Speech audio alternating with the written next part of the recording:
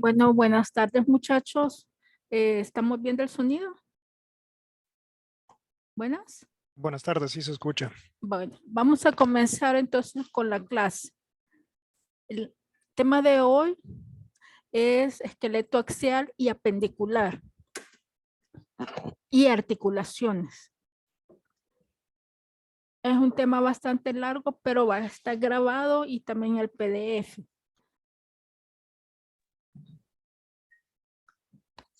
La bibliografía es un libro de texto. Lo que son las competencias o objetivos también están en su manual. Vamos a comenzar enunciando el concepto de esqueleto axial. Este se refiere a aquellos huesos que se ubican en lo que es en la línea media o el eje del cuerpo y que soportan el peso de este. Se encargan principalmente de proteger los órganos internos como los que están a nivel del cráneo, los que están en la cabeza, en la caja torácica, perdón, y los que están en la cavidad pélvica. Y está compuesto por 80 huesos unidos en lo que es el eje longitudinal del cuerpo. Este sería un concepto corto. Ahora vamos a enumerarlos. Estos, como les decía, son 80 y en la cabeza, perteneciendo a lo que es el neurocráneo, existen 8 huesos en el hueso, en el oído medio. Los huesecillos del oído medio son 3 en cada oído medio. En el viscerocráneo o cara son 14. En el hueso yoides es un hueso que se ubica a nivel del cuello y que no se articula con otro hueso. A nivel de la columna vertebral tenemos 26 vértebras en el esternón, lo que constituye la caja torácica. Está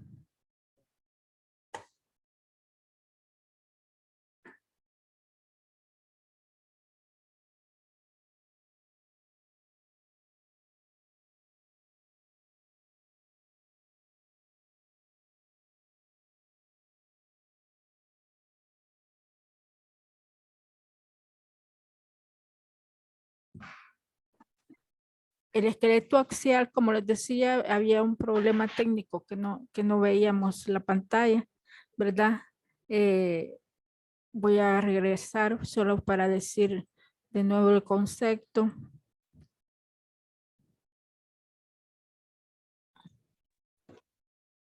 Decíamos que un concepto corto son aquellos huesos que están ubicados en el eje longitudinal del cuerpo y que los constituyen van a ser en el cráneo, se ubican 8, en el oído medio 3 en cada oído, en la cara 14, en el cuello el hueso yoides, en la columna vertebral son 26, en el tórax está formado por el esternón que es 1 y 24 pares de costillas.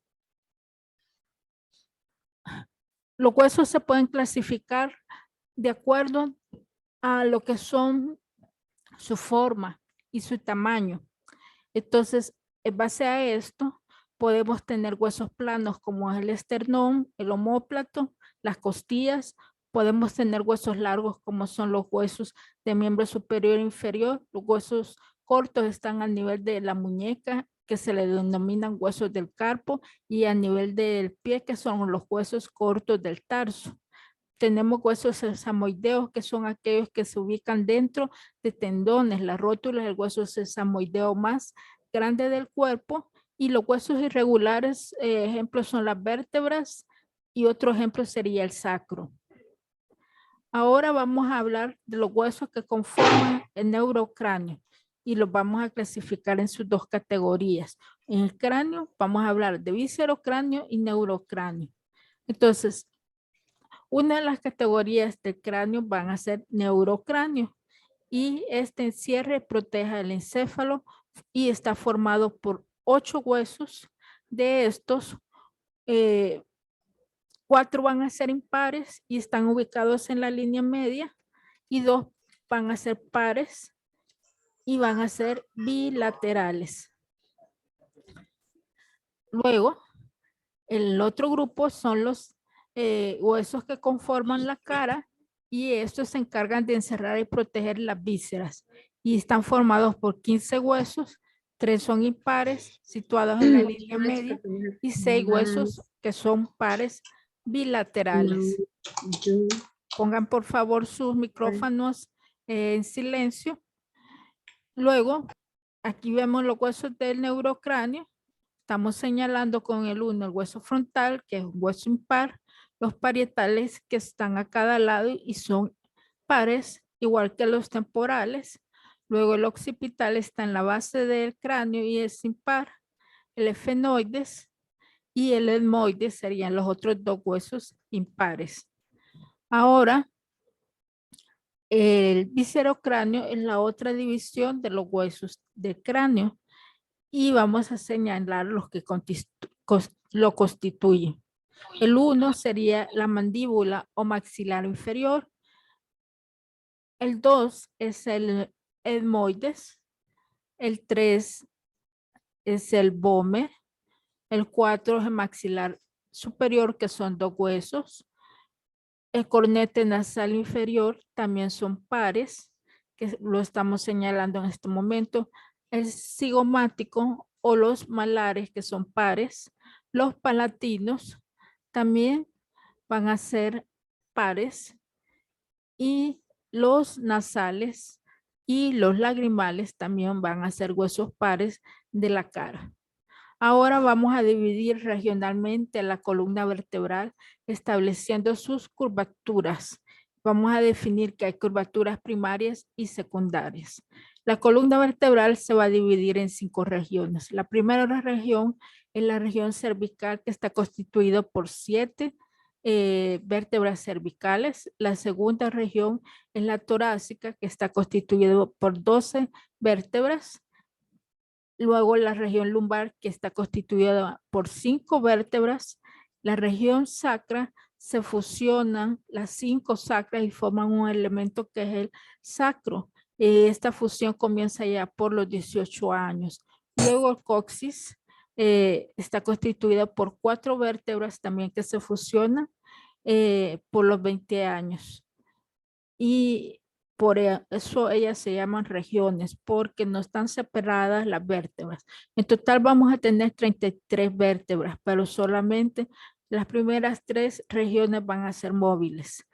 La columna vertebral va a poseer unas curvaturas que son primarias y que las primarias son con las que ya nacemos y estas van a ser ubicadas en la región torácica y en la región sacra, mientras que las secundarias están en la región cervical y lumbar. Fíjense bien que se los puedo preguntar y estas las va a adquirir en el momento que empieza a levantar la cabeza el lactante y cuando comienza a caminar. Se adquieren estas 2 vértebras y por eso se llaman secundarias. Luego, en una vértebra, que es cuando es típica y en este caso es lumbar, vamos a reconocer una serie de estructuras que son comunes a las otras vértebras. Vamos a tener el cuerpo vertebral que está en la región anterior, que en las lumbares es muy grande. Luego vamos a tener el arco. El arco está conformado por 2 pedículos a cada lado y las láminas. Y el arco está delimitando al agujero raquídeo que contiene la médula espinal. Entonces aquí estamos señalando las láminas vertebrales y los pedículos que conforman el arco. Luego vamos a pasar con las apófisis. Hay una que es posterior, prominente, que es la apófisis espinosa, las apófisis transversas que están a los lados y las apófisis articulares superiores e inferiores. Y si son torácicas, van a haber carillas costales para lo que son las costillas. Entonces vamos a ver las apófisis. Apófisis espinosa, apófisis transversa, como les señalé, y las apófisis articulares, en este caso superiores, con sus carillas articulares. De las vértebras, hay algunas que son atípicas porque no podemos reconocerles todo lo que mencionamos de la vértebra anterior. Entonces, por favor, no se olviden las vértebras atípicas. Ejemplos son C1, que se le llama Atlas. Este está a nivel cervical. C2, ¿verdad? Tiene una apófisis odontoides. Esta no tiene cuerpo. La C7 es atípica porque tiene una apófisis espinosa que es prominente, que se puede palpar. Entonces, estas van a ser las tres vértebras atípicas, C1, C2 y C7. Se las puedo preguntar. Lo que es la caja torácica, vamos a ver quién es en la caja torácica, en el esqueleto articulado, vamos a observar las costillas y que estas, dependiendo a cómo, en la forma en cómo se articulan a lo que es las vértebras y el esternón, así se clasifica. Entonces tenemos un grupo de costillas verdaderas o vertebrosternales que van aquí en rojo de la primera al séptimo par. Las falsas, que se le llaman vertebrocondrales, que van de la octava a la décima, que están en amarillo. Y las vertebrales de la 11 al 12avo par o flotantes, que están en rosado. Esas son las tres formas en que se clasifican las costillas por su forma en que se articulan. Verdaderas o vertebroesternales, falsas o vertebrocondrales, vertebrales o flotantes. Las costillas tienen tres porciones que hay que reconocerlas y esas tres porciones se van a ubicar en una costilla típica, lo que es la cabeza, lo que es el cuello y lo que es el cuerpo. ¿Por qué en una costilla típica? Porque van a existir unas costillas que son atípicas, como la primera y la segunda costilla. Pero en el laboratorio ustedes solo van a ver lo que son costillas típicas. No vamos a detenernos en las atípicas. En el esternón hay que recordar que es un hueso plano, que le vamos a reconocer tres porciones: el manubrio del esternón, el cuerpo del esternón y el apéndice sifoides. Apréndase esas tres porciones porque se pueden preguntar en lo que sería un práctico o un prelaboratorio. Entonces, el manubrio es la porción más ancha y gruesa de las tres partes del esternón y se está articulando, como vemos aquí, las carillas articulares de la clavícula y forma articulaciones. El cuerpo es el más largo y más estrecho y más delgado que el manubrio y está localizado a nivel de las vértebras T5 a T9 y la apófisis sifoide o apéndice sifoide es la porción más pequeña y variable del esternón. Es alargada y delgada y su extremo inferior se encuentra a nivel de la vértebra T10. Entonces, no olvidar sus tres porciones. Ahora vamos a comenzar hablando del esqueleto apendicular. El concepto de esqueleto apendicular. Este se origina de una palabra en latín que significa appendix, algo que está adosado a un cuerpo y que cuelga de él. Y el concepto de esqueleto apendicular es aquel que está constituido por la cintura escapular, hombro y los huesos que conforman el miembro superior, así como también la cintura pélvica, que es la cadera, y los huesos que conforman el miembro inferior. Su función principal va a ser la locomoción o el movimiento. Ahora vamos a hablar de las características generales de los huesos del miembro superior.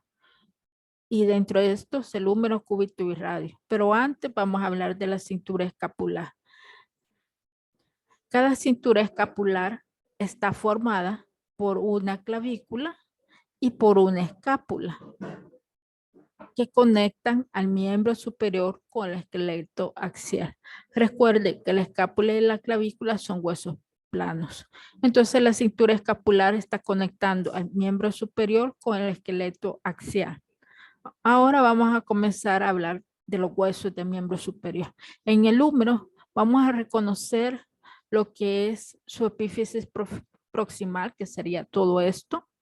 Y en ella vamos a ubicar lo que es la cabeza articular, la que se está articulando con lo que es la cápula, luego el cuello quirúrgico, y este de acá sería el anatómico, el que nos han puesto en punteado. El tubérculo mayor y lo que es el tubérculo menor. Acá, ¿verdad? Tubérculo mayor, tubérculo menor, y entre ellos lo que es la corredera bicipital o intertubercular, que es este espacio que está aquí. Luego vamos a ver la diáfisis, ¿verdad? Lo que es la epífisis distal, y en ella vamos a reconocer la tróclea, lo que es el cóndilo y el epicóndilo lateral y el epicóndilo medial. Esas serían las estructuras que hay que reconocer en lo que es el húmero. Hay otras más, pero para ustedes estas van a ser las más importantes. Luego en el radio vamos a reconocer la cabeza del radio, lo que es el cuello del radio, la tuberosidad bicipital o radial y el proceso estiloides de radio, que en el radio sería esta su apófisis estiloides o proceso estiloides. Luego vamos con la ulna, que está vista, se ve muy bien el olecrano, que es este de acá, lo que es la apófisis coronoides, que es esta de aquí. Luego lo que es la apófisis estiloides. Tienen muchos otros puntos de reparo, pero para ustedes solamente nos piden estos puntos de reparo. Ahora vamos a hablar de los huesos de la mano. Vamos a ubicar el carpo, metacarpo y falanges. Bueno, el carpo son los huesos cortos de la mano. Es una región en la región proximal de la mano está formado por 8 huesos denominados carpianos, dispuestos en 2 filas de 4 huesos cada uno. Sus nombres reflejan su forma, y así en la fila proximal de lateral a medial vamos a buscar a lo que es el hueso escafoides, lo que es el hueso semilunar y el piramidal. Y luego sobre piramidal epiciforme. Entonces esos son los 4 huesos de la fila próxima: escafoides, semilunar, lo que es el piramidal y el pisiforme. Luego en su fila distal vamos a ubicar lo que es el hueso trapecio, trapezoide, lo que es el hueso grande y lo que es el hueso ganchoso.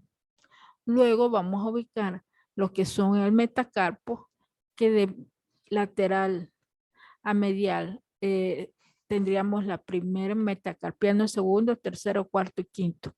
Y las falanges, que en el primer, en el dedo pulgar sería la proximal y distal. Y miren, aquí tenemos un hueso sesamoideo. Y luego en las otras, en los otros dedos, las falanges van a ser distales, medias y proximales.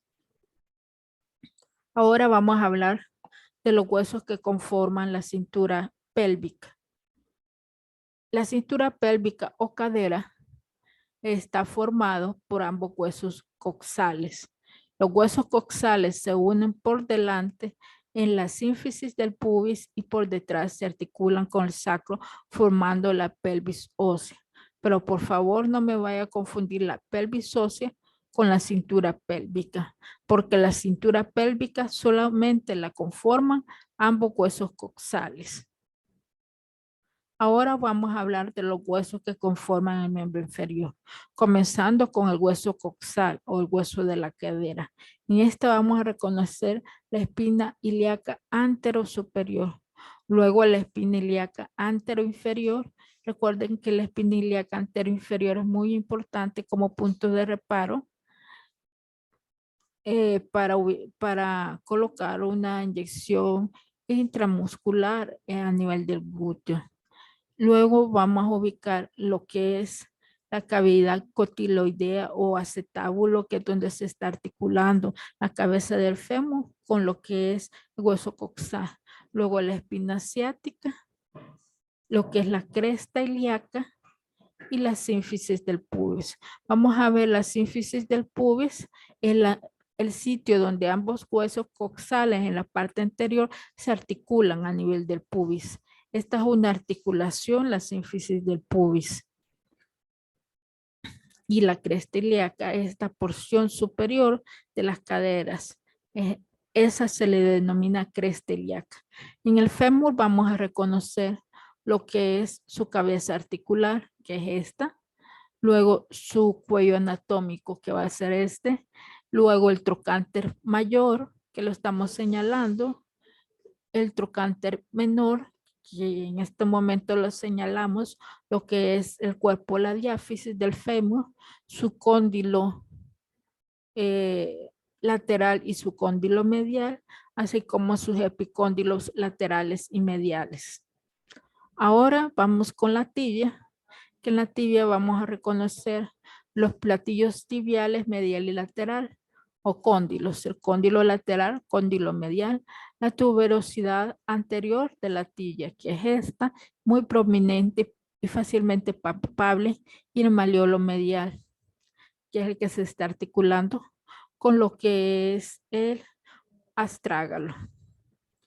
Luego, en el peroneo fíbula vamos a reconocer lo que es la cabeza de la fíbula, lo que es su diáfisis y lo que es el maleolo lateral, que también se va a articular con lo que es el astrágalo. En los huesos del pie vamos a reconocer sus porciones, que son todo esto, va a ser los huesos del tarso, los metatarsianos y lo que son las falanges.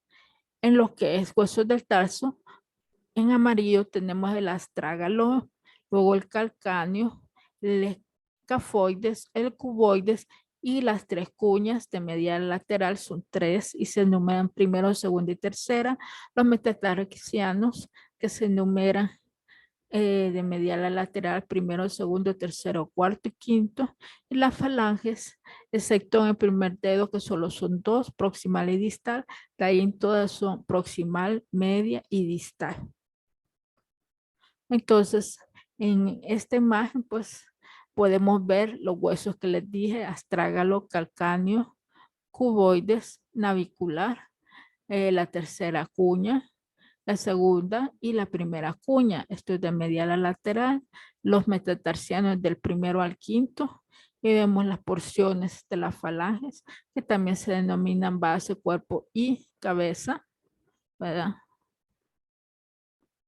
En cada falange se le puede reconocer eso, y sus porciones proximal, media y distal. Bien, ahora vamos a empezar a hablar de la tercera porción de la clase, que es definir qué es una articulación. Una articulación es un punto de contacto entre dos huesos. Puede ser entre un hueso y cartílago o entre huesos y dientes, y esas van a ser las articulaciones. Otro concepto es que son las uniones entre dos o más huesos o partes rígidas del esqueleto. Y aquí todos estos puntos rojos van a ser articulaciones. Vamos a clasificar las articulaciones según el tejido o estructura que las une. Así, por su estructura, se basa en los criterios de la presencia o ausencia de un espacio entre los huesos que se articulan entre sí, llamado cavidad sinovial. Y 2, por el tipo de tejido conectivo que mantiene los huesos juntos. Por su estructura, de acuerdo con sus características anatómicas, Se pueden clasificar y por su función de acuerdo al tipo de movimiento que permiten. Entonces, otra clasificación es por su estructura, de acuerdo con sus características anatómicas y por su función de acuerdo al tipo de movimiento que permiten. Vamos a clasificarlas por su estructura. Según el modo que se articulan los huesos, el tipo de material que los une, vamos a tener tres: las sinoviales, que son las más móviles, como vamos a ver; las fibrosas, que entre las estructuras que se unen hay tejido fibroso, y entre las estructuras que están unidas hay cartílago. Entonces, y las sinoviales, que estas poseen una membrana sinovial, esa es su característica. Las articulaciones fibrosas es una mediante tejido fibroso. La amplitud de los movimientos va a ser limitada y se van a clasificar en ejemplos suturas como la sutura coronal. No se les olviden los ejemplos. La sindesmosis, como la sindesmosis. Aquí en la sindesmosis hay una membrana interósea. El ejemplo más característico es la sindesmosis tibio-peronea distal, pero aquí vemos la sindesmosis que se da entre el radio y la ulna. Ese es un ejemplo, pero el ejemplo que les puedo poner es la sindesmosis tibio-peroneo distal. La otra es la dentoalveolar o gónfosis, que esta se da entre la unión de lo que es el diente con lo que son el hueso mandibular o el hueso maxilar superior. Entonces, esos son los tres tipos de articulaciones fibrosas. Luego, las fibrosas se mantienen unidas por tejido conectivo fibroso y no presentan cavidad sinovial. Estructuralmente, las articulaciones se clasifican en uno de los siguientes tipos. Decíamos fibrosas, como la sutura coronal. Aquí estamos poniendo ejemplos: sindesmosis, la articulación tibio-peronea distal; la gónfosis, como las articulaciones de los dientes con los alvéolos. Ese sería lo que es el ejemplo específico. La articulación de los dientes con los alvéolos, que nosotros lo vemos acá, pues el alvéolo es esta zona del hueso donde se articula lo que es el diente. Ahora, las articulaciones cartilaginosas se unen mediante cartílago hialino o fibrocartílago y se clasifican en primarias, que son la sincondrosis, y secundarias, como la sínfisis, que se da entre los discos intervertebrales. Los ejemplos de las cartilaginosas: sus características, que no presentan una cavidad articular, permiten poco o ningún movimiento. Aquí los huesos que se articulan están conectados por cartílago hialino o fibrocartílago. Y los dos tipos de articulaciones cartilaginosas son sincondrosis y sínfisis. Los ejemplos de una sincondrosis es el material de conexión es cartílago hialino. Aquí estamos señalando específicamente la placa epifisiaria, que es una sincondrosis. Entonces, ejemplo de sincondrosis: placa epifisiaria que conecta lo que es la epífisis con la diáfisis de un hueso en crecimiento. Ese es el ejemplo de sincondrosis. Luego, la sínfisis es una articulación cartilaginosa en la cual los extremos de los huesos están recubiertos por cartílago hialino, pero un disco ancho y plano de fibrocartílago conecta los huesos. Ejemplo, la sínfisis del pubis va a ser un ejemplo de articulación cartilaginosa de fibrocartílago. Y la otra es en la unión del manubrio con el esternón, va a ser otro ejemplo de sínfisis, y otro a nivel de los discos intervertebrales. Ahora vamos a clasificar las articulaciones de acuerdo a su grado de movimiento. De acuerdo al tipo de movimiento que permiten, tenemos la sinartrosis, una articulación inmóvil. Ejemplo es la sutura coronal. Recuerdan que el tejido que la une es tejido fibroso. La anfiartrosis es una articulación de movimiento limitado, como la sindesmosis tibio-peronea distal. Las diartrosis es una articulación de gran movimiento. todas las diartrosis son articulaciones sinoviales. Entonces, de acuerdo al tipo de movimiento que permite, tenemos sinartrosis, anfiartrosis y diartrosis. Luego vamos a determinar los componentes de las articulaciones sinoviales y las vamos a clasificar según sus ejes de movimiento y vamos a dar ejemplos de articulaciones uniaxiales, biaxiales y triaxiales. Bueno, los componentes estructurales de una articulación sinovial. Un rasgo característico es el cartílago que tiene el cartílago hialino que se encuentra en las superficies óseas. Este cartílago hialino cubre las superficies articulares de los elementos esqueléticos y esto disminuye la fricción, ¿verdad? Entonces, en las superficies de hueso va a haber cartílago hialino. Van a poseer una cápsula articular. La cápsula articular tiene una parte externa que es la membrana fibrosa y una parte interna que va a ser la membrana sinovial. Entonces, la membrana sinovial interna se fija en los márgenes de las superficies articulares en la interfaz entre lo que es el cartílago y el hueso y envuelve la cavidad articular y produce líquido sinovial. Es muy importante. Entonces, la membrana sinovial, porque va a producir líquido sinovial. La membrana fibrosa externa está formada por tejido conjuntivo denso y rodea y estabiliza la articulación. Los otros rasgos característicos van a ser los discos articulares. Los discos articulares, habitualmente compuestos de fibrocartílago, absorben las fuerzas de compresión. Y esos discos articulares los podemos encontrar en la articulación externo-clavicular. Por eso se dice que no son universales. Algunas articulaciones van a existir, en otras no.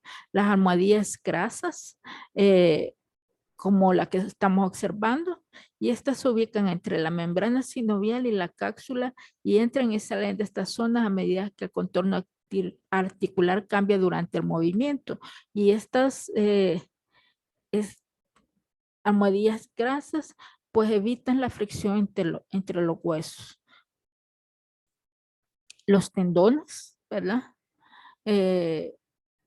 Acá tenemos, van a estar recubiertos por vainas sinoviales. Hay tendones que se originan dentro de la cavidad articular. Un ejemplo de eso es en la articulación del hombro y el músculo que se está originando ahí dentro de la articulación es el bíceps braquial. Entonces él en todo su trayecto es cubierto por una vaina sinovial y atraviesa la cápsula articular. Entonces puede existir este rasgo dentro de una articulación sinovial. También pueden tener meniscos, como vemos en la articulación de la rodilla, su menisco lateral y medial, que lo vemos en esta parte de acá. Entonces, en la articulación de las rodillas son muy importantes debido a que esta articulación es una articulación muy móvil. Entonces, los meniscos ayudan a lo que es su funcionalidad y están compuestos por fibrocartílago y tienen forma de anillos incompletos en forma de C. Están ubicados interarticularmente en la articulación de las rodillas y permiten una superficie amplia de contacto articular, dando mayor correspondencia entre ellas. Esa es la función de un menisco. Los labros o rodetes, que no existen en todas las articulaciones, pero sí existen a nivel de la articulación de la cadera y el hombro, siendo estas las articulaciones más móviles del cuerpo.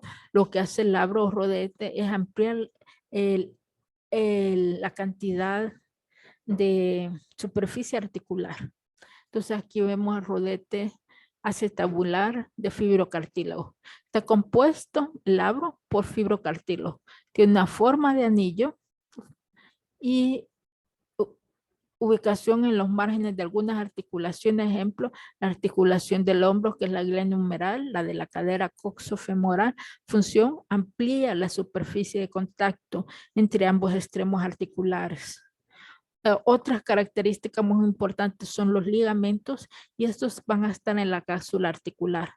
Están compuestos de haces de tejido conectivo y tienen una forma similar a una banda elástica y se ubican, pueden ser extrínsecos o intrínsecos y su función es refuerzo, estabilidad, guía al movimiento articular. Entonces los ligamentos son muy importantes, ¿verdad? Otra cosa que hablamos que la membrana sinovial produce líquido sinovial. Está producido por sinoviocitos, que son células.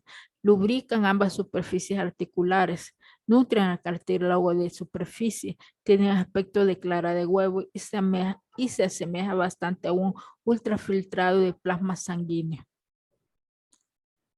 Entonces, acá está el resumen de todas las características que posee una articulación sinovial. Luego vamos a clasificar las articulaciones de acuerdo a su grado de movimiento y según su movimiento planos van a ser uniaxiales, biaxiales y multiaxiales. En multiaxiales solemos denominarlos en anatomía triaxiales, aunque todos los libros les dicen multiaxiales. Las articulaciones uniaxiales, ejemplo de esta va a ser la articulación del codo, interfalángicas, tobillo y permiten movimientos de flexión y extensión. Entonces las del codo van a ser gíngulimos o trócleas o bisagras y estas se dan entre el húmero y la ulna y nos permiten los movimientos de flexión y extensión. Los gíngulimos o trócleas son uniaxiales y solo permiten la flexión y la extensión. Entonces, fíjense estos ejemplos que pueden preguntar. Las biaxiales, según el modo en que se articula, primero es sinovial, esta es una clasificación completa, son sus superficies articulares. Bueno, ejemplos de biaxiales pueden ser lo que es la articulación de la muñeca, que esta por sus caras articulares es elipsoidea, y las condilias, que es a nivel de los metacarpianos, con las falanges van a ser condilias, y según sus movimientos en plano, ellas van a ser biaxiales. Entonces las articulaciones biaxiales van a ser la articulación de la mano, la del primer metacarpiano con el hueso trapecio, que es una articulación sencilla de montar por la forma de sus caras articulares, también va a ser biaxial. Entonces no olviden sus ejemplos. La articulación de la mano es elipsoidal y va a ser biaxial. La del primer metacarpiano con el hueso trapecio, que es sencilla de montar, también es biaxial, y las condilias, que son entre lo que es el extremo distal del metacarpiano con el extremo distal de la falange, son condilias y son biaxiales. Luego las triaxiales, que en los libros las ponen multiaxiales, siempre van a ser sinoviales, recuerden, según sus superficies articulares van a ser enartrosis o esferoidales. Según su movimiento en planos, aquí la ponen multiaxial, pero va a ser una triaxial porque solo se desplaza en 3 movimientos, aunque los libros digan que es múltiples ejes. Ejemplos de triaxiales, solo hay 2, articulación de la cadera y del hombro. Fíjense porque se las vamos a preguntar. Entonces, esto sería pues todo, ¿verdad? Vamos a ver.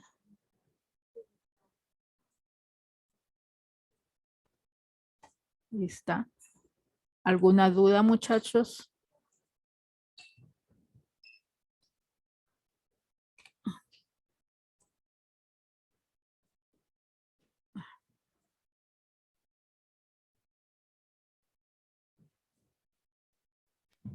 Todo está bien.